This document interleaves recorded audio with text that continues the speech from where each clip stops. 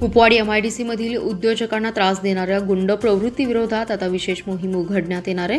परिसरातील dark spot ठरवून त्या ठिकाणी सशस्त्र पेट्रोलिंग करण्यात येणार आहे। याचबरोबर उद्योजकांना त्रास देणाऱ्यांची माहिती आम्हाला द्यावी, त्यानंतर थेट मोक्का अंतर्गत कारवाई करू असा इशारा पोलीस अधीक्षक संदीप घुगे यांनी दिला आहे।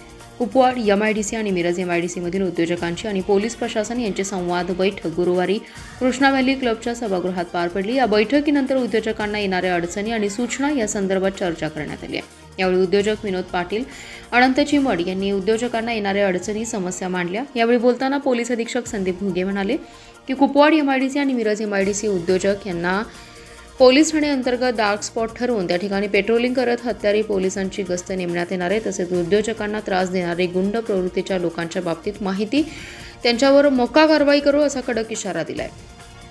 उद्योजकांना त्यांच्या कंपनी अंतर्गत सीसीटीव्ही लावण्याबाबत तसेच त्यांच्याकडे असणारे कामगार आणि परप्रांतीय कामगार यांचे पोलीस व्हेरिफिकेशन करण्याबाबत आणि बंद असणारे कंपनीमधील संशयास्पद होणाऱ्या हालचालीबाबत तात्काळ संबंधित पोलीस ठाण्यास कळवण्याचं आवाहन केलं। या बैठकीस पोलीस अधीक्षक संदीप घुगे, उपअधीक्षक प्रणील गिल्डा, पोलीस उपअधीक्षक तानाजी सावंत, स्थानिक गुन्हे अन्वेषण शाखेचे पोलीस निरीक्षक सतीश शिंदे यांच्यासह अधिकारी उपस्थित होते।